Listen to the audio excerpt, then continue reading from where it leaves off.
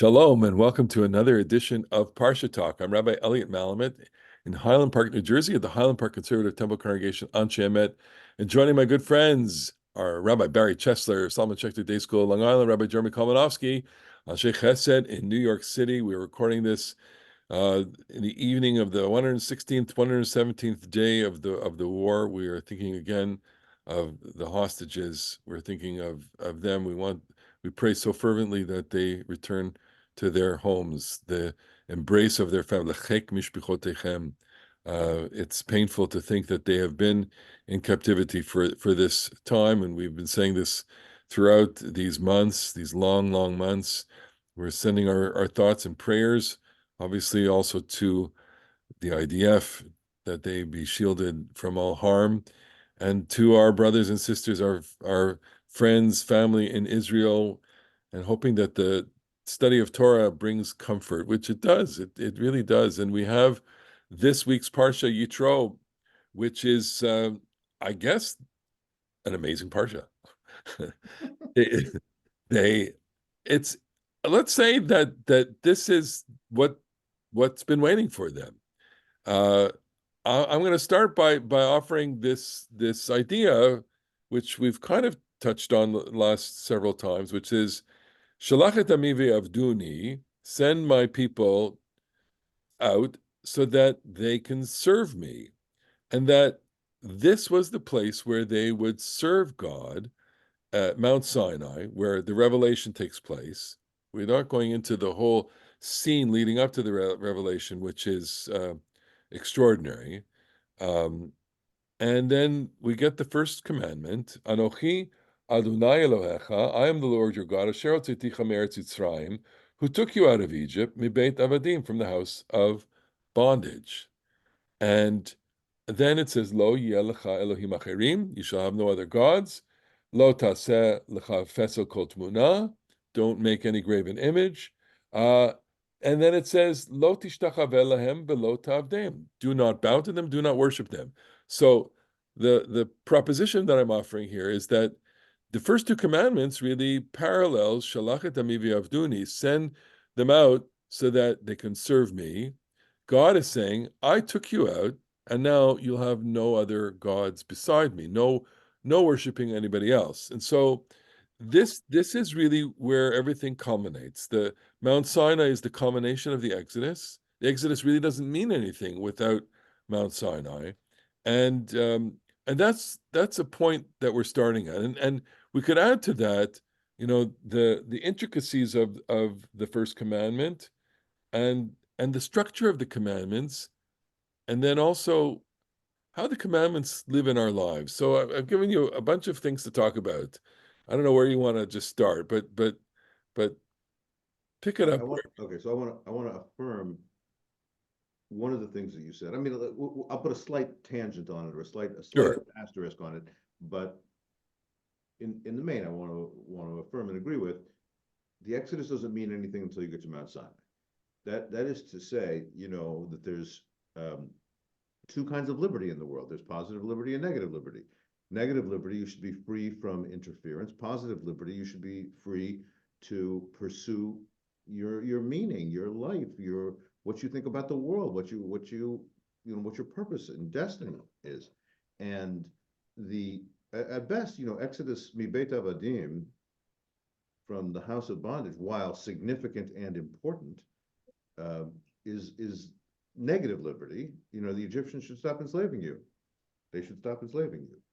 But it's at Sinai that you get something much grander, which is to be Mamlechet Kohanim v'Goy Kadosh. You enter into a covenant that is forward looking, that is purposeful, that you should proceed, you should aspire to be uh, a holy nation and a kingdom of Mamlechet Kohanim. We say a kingdom of priests. We often say something like that, but I think in keeping with what you just said, uh, it's the passage from being avadim to Pharaoh to being avdei Hashem, to being servants of God. Like, to be a slave to Pharaoh is degrading. To be a servant to God is ennobling, and that's what Mamlechet Kohanim. The Kohanim there are probably a better translation than kingdom of priests, a kingdom of servants, a kingdom of people who will serve the Lord. And so that's why this, religion is it's so moving, at least to those of us who love it. Well, let me just elaborate, because the Mamlechet Kohanim passage occurs in chapter 19, right before the Decalogue, and one interpretation, not only exactly as you said, but it's not only to serve God, but it's to serve humanity. Mamlechet Kohanim, the Kohen functions to the Kohen are in our religion, Kohanim, that is in biblical religion, Kohanim served simultaneously God and served the people. And if we are a Kohen, we are a Kohen to God and we are a Kohen to the world. So there seems to be a kind of analogy here, that just as Kohanim serve the people, the Jewish people, or the people of Israel, serves the world. And that Kohanim is really agency, that there's an agency, in the broadest sense, to be the vessel of God's name into the world, to bring God into the world, to bring God's name into the world, with all of the implications that has, and the responsibilities, you know. And we were saying, just as we were having our pre-conversation, that, I mean, on the one hand, to have the Ten Commandments is this great privilege, and it's a great responsibility. It leads to so many different rabbinic interpretations. I'm sure you're familiar. Maybe our viewers, listeners are familiar with the one that God is shopping around. God shops around the Ten Commandments, the Torah, to see. And this one can't have it, because they murder. This one can't have because they steal, etc., etc. And then finally, God turns to the people of Israel and says, "Do you want the Torah?" And they say, "Naseh v'nishma, we'll take it."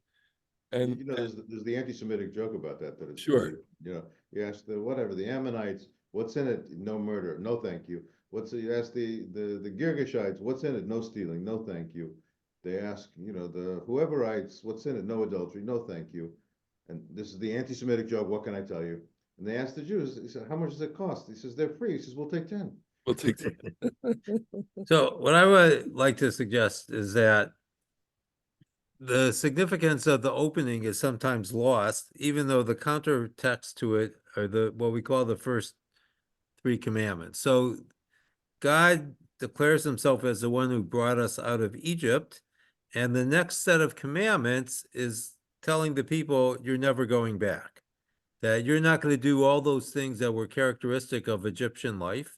And the proper beginning of the Ten Commandments, I like to suggest, is what we would identify as commandment number 3. Lo tisad shem Hashem Elokecha lashav, ki lo yinakeh Hashem asher yisa et shemo lashav, that you shall not take the name of the Lord in vain, because I will not acquit or justify anyone who does so. And this is a commandment to not trivialize the relationship with God. That the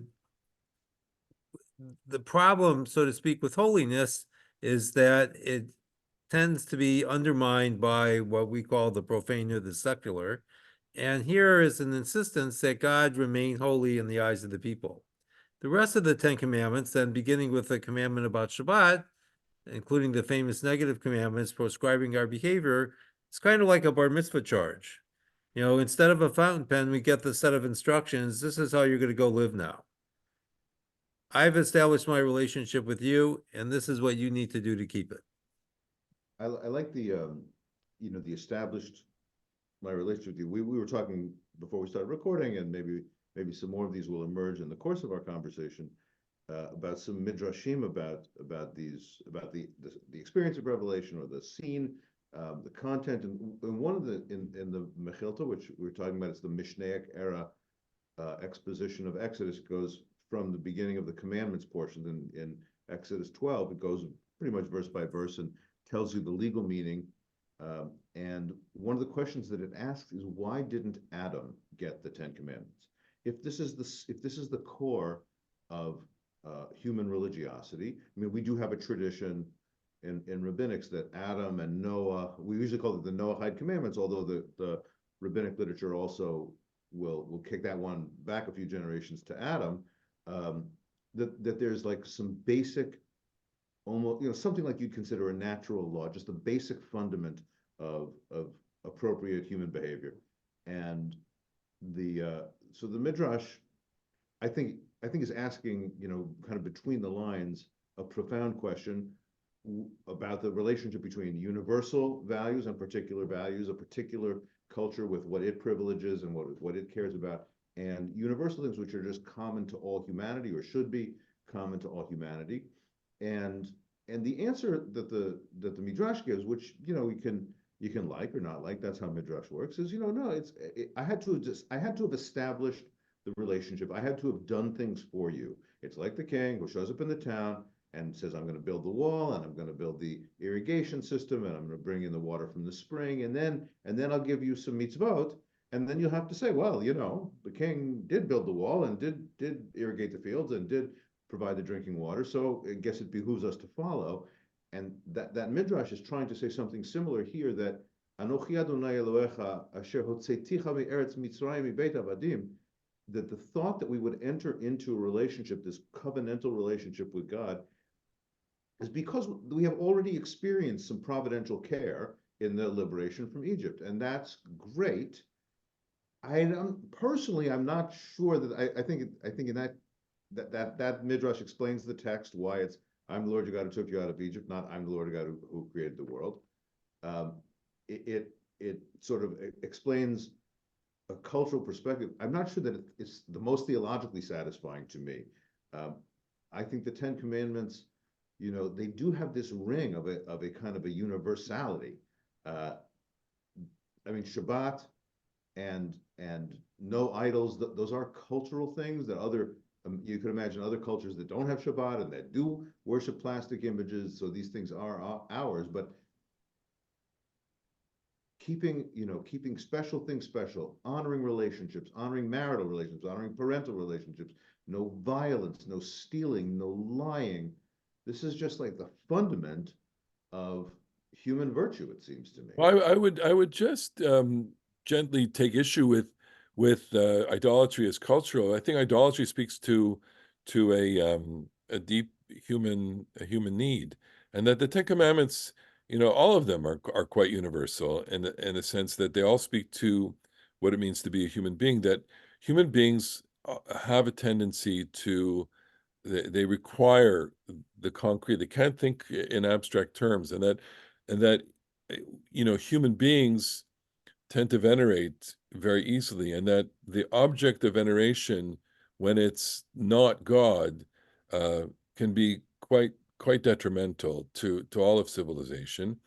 And likewise, I would say, Shabbat. I mean, the Shabbat commandment is central. If you kind of do the analysis, count the words in the Ten Commandments, it's the longest of the commandments. It's got God's name written 3 times in it, and we may not say that it's the most important of the commandments. Maybe the first, the second, and third. They're put first, but it's placed in the central location because it's making a statement. I like, Barry, what you said before, that these are commandments in a way. They do polemicize against Egypt. They're saying we're going to be everything that you're not, and Shabbat, I think, is the fundamental undermining of Egyptian society, or a society built on human power, because this is especially true when you look at the one commandment that really differs from the Exodus version and the Deuteronomy exactly. And so it's important, I think, to point out that because of the comparison with Devarim, that Shabbat here is understood to be a universal thing, because the justification for it is that it goes back to the creation of the world, which we can understand the world was intended for everyone, not just for the Israelites and their Jewish descendants. Yeah. But There explain was the one other Deuteronomy point to be made here. Explain the Deuteronomy one, as long as we're here. Oh, and in Deuteronomy, the justification is that we're slaves in Egypt, which is a particular point. The other thing I think is worth pointing out is that this is the commandment in which we're most like God. Again, hearkening back to the creation story, God rested on the seventh day. And now here in Exodus, we're commanded to rest on the seventh day, just like God did. So this commandment, unlike all the others, is how we are most in the image of God. And I think that adds to why you think it's so central, Elliot. Yeah. I want to just pivot now, we're at our halfway mark, and I just want to ask a question as to what the role of the text of the Ten Commandments plays within Judaism, and how central it was, and how it did not necessarily retain its centrality as a liturgical piece of text. We don't daven the Ten Commandments. And there is a relationship that we have with the text. Anecdotally, I would say, a lot of people, when you ask them in the congregations, they'll say, well, yeah, I keep the Ten Commandments, and then you ask them, what are the commandments? And it's embarrassing. They may not know them. And it's a great exercise to memorize them, of course.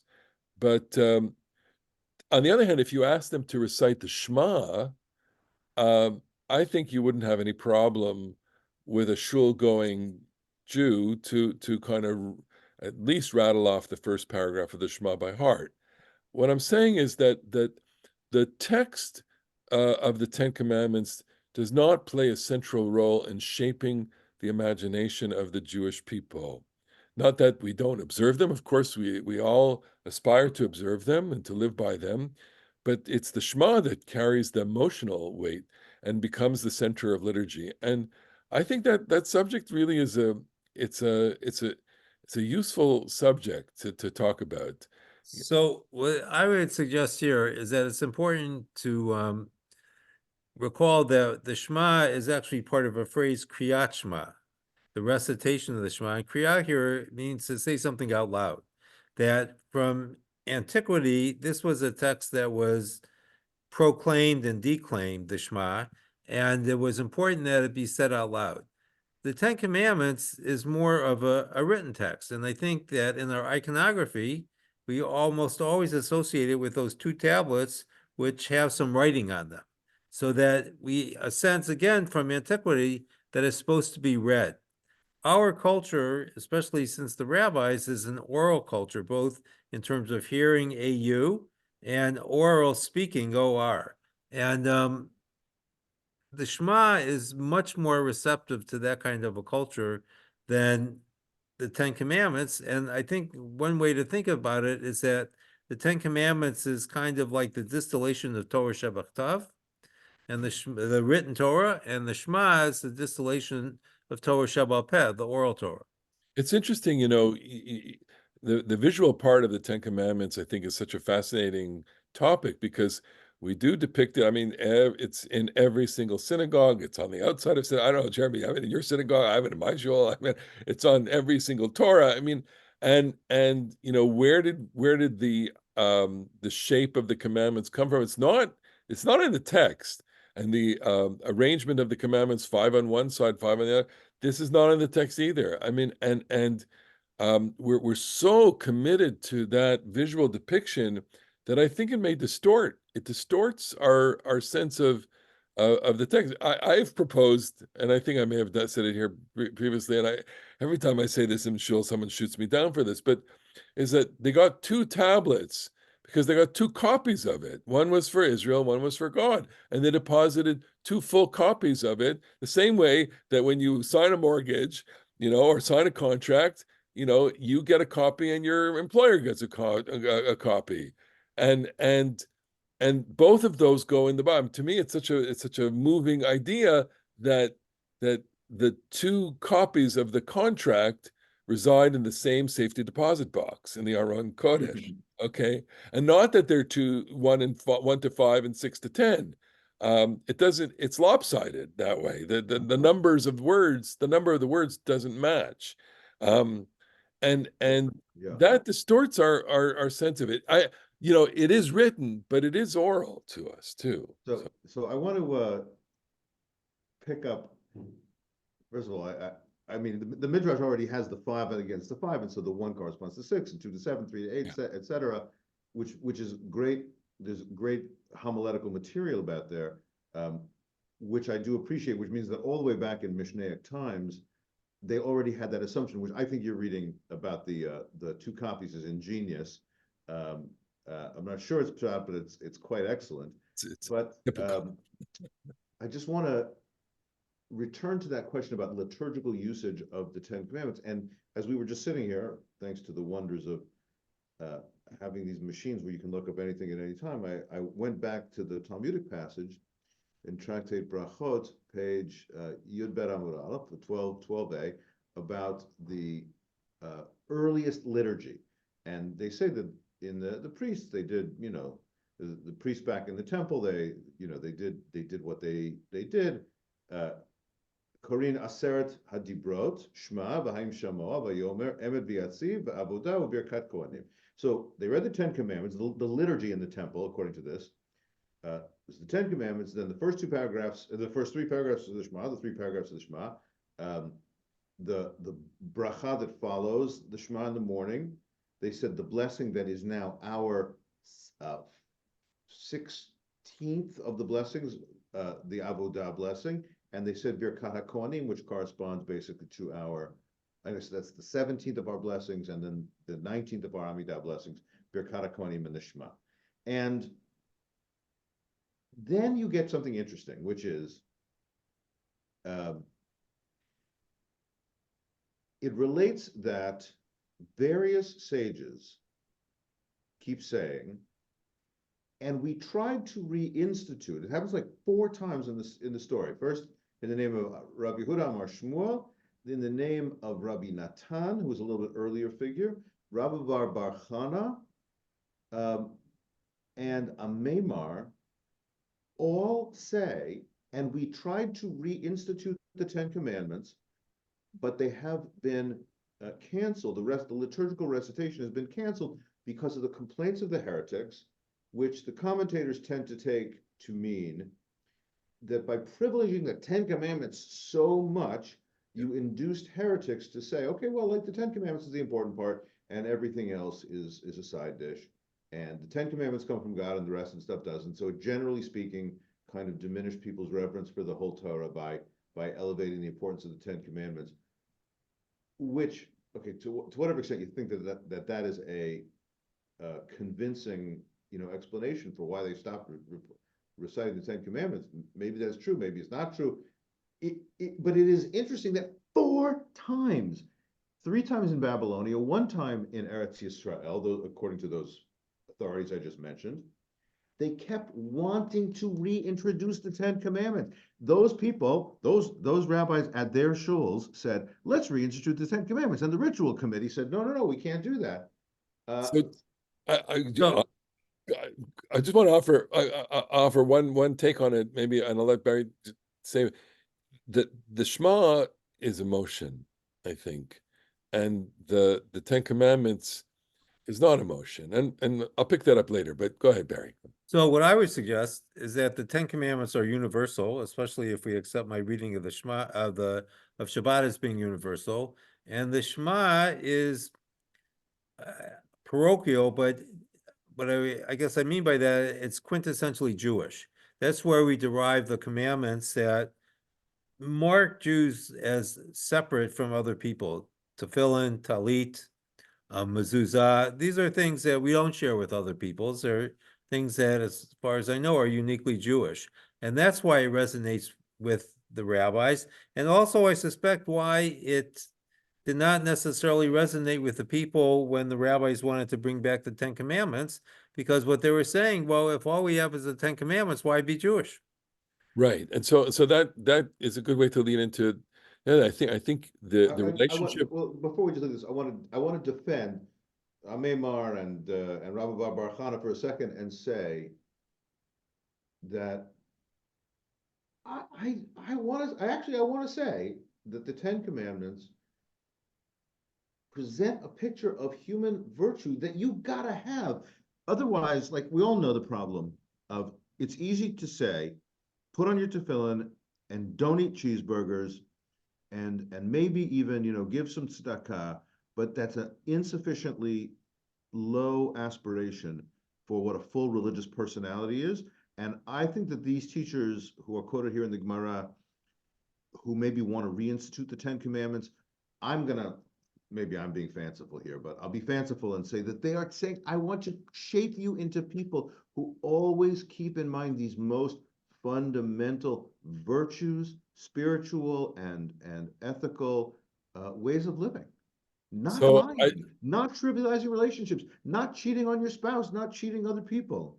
Right, but what I would say is that that's foundational, not aspirational. That's kind of like the given.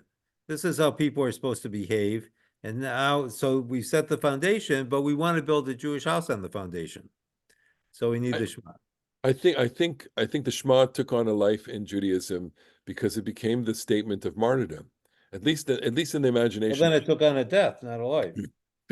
Post Rabbi Akiva, where this is the word, these are the words that are said upon someone's death, and uh, you can't get more emotional than that. And this is a religion. It's a religion of mind, and of course we spend all this time and our lives studying this. Um, but if you're in the synagogue and you're in a worship experience and you are trying to cultivate a connection that is both a mind connection and a heart connection.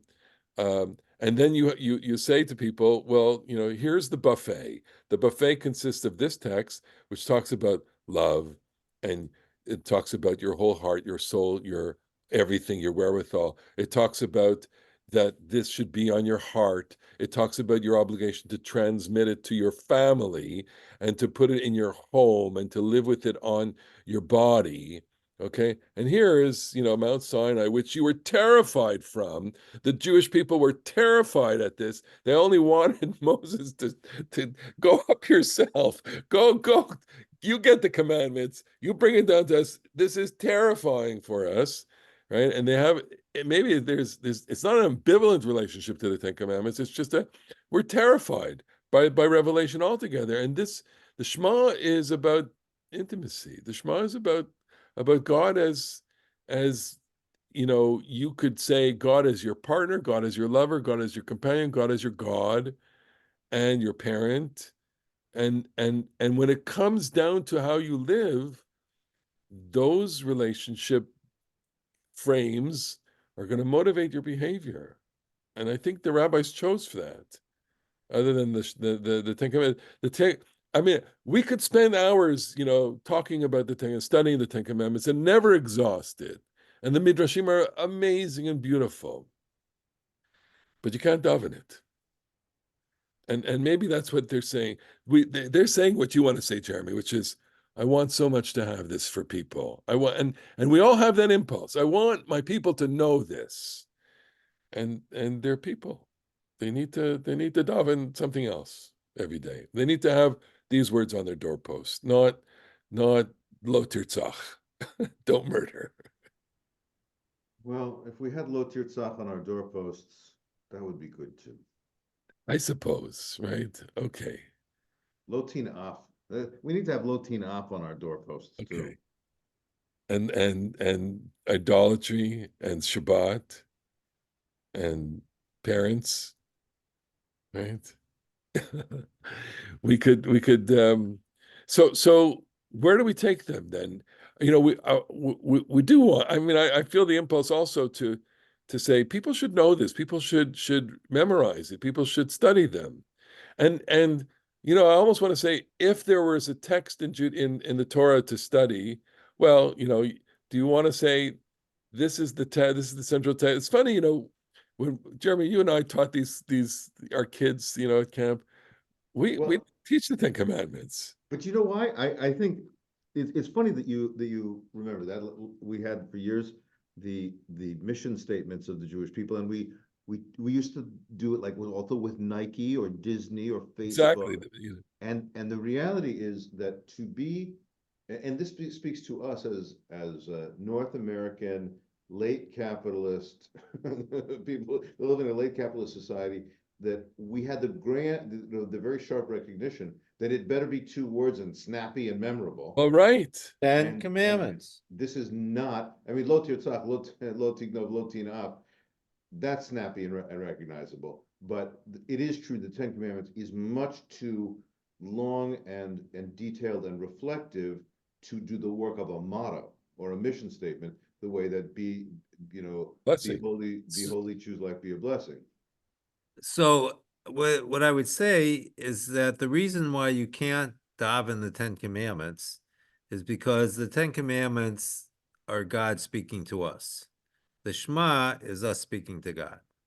And so they're actually a kind of point or counterpoint, or we could think of them as the two foci of an ellipse, where both of them are needed, but each has its own domain.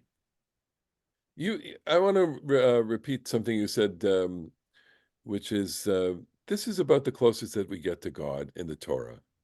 This moment. I mean, this is the closest we get to God ever, as in memory, right? This is God breaking through to humanity, which never happens again in this way, right? God will speak to prophets. God will reveal, certainly throughout the desert and other places, and God speaks to Isaiah, and God, inspires them all. But this moment doesn't occur ever again, and so having this moment and leading up to this moment is awesome. It is to live with the experience of art, to try and imagine that. We will recite this passage on Shabbat, and the congregation will rise as it's recited to honor it and to reenact it, as if we're reenacting it, even though they were completely terrified when this was happening. They couldn't, Right. Wow. Right. And it ends, and it comes down, and then, of course, it'll lead us to a whole set of commandments that we're going to read and study next week. The And fine so, print, so to the speak. fine print. Here we are. We've reached the end of our time together. Of course, I want to thank you for watching. Everyone who's been watching and listening to us, thank you for being devoted followers of the Parasha Talk. We have a couple hundred people that make us part of their weekly routine, and we so appreciate that. And we love your comments.